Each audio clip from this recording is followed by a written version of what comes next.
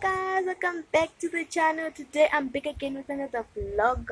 I'm doing cooking edition. So before you watch further, make sure you like the video, make sure you subscribe. Let's get into the video.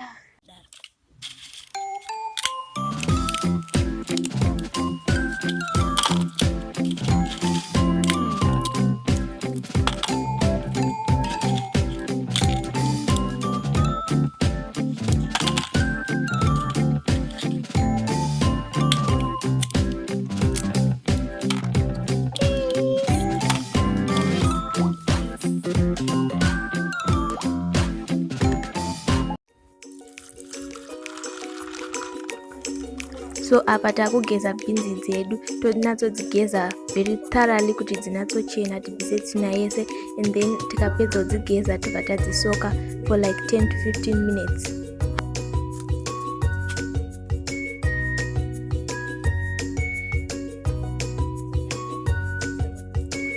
Takubatidza kamoto kedu kekuti tibike, tinatotsvaga huni dzedu dzakawanda uye dzinobvira kuti bhinzi dzedu dzinatsoibva zvakanaka. Tabatidza moto and then cooking process yedu yabva yatanga.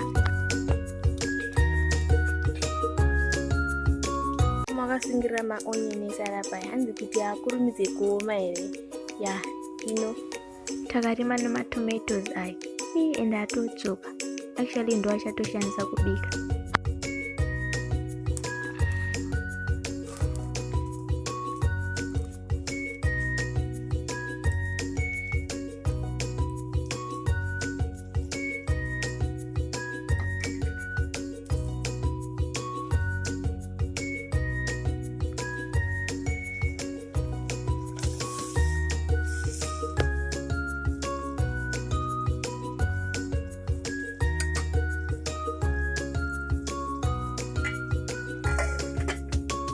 So this is the final. I finally made it. What do you think of this food, guys? Please don't forget to subscribe to see more of my vlogs. I'll see you in my next video. Peace.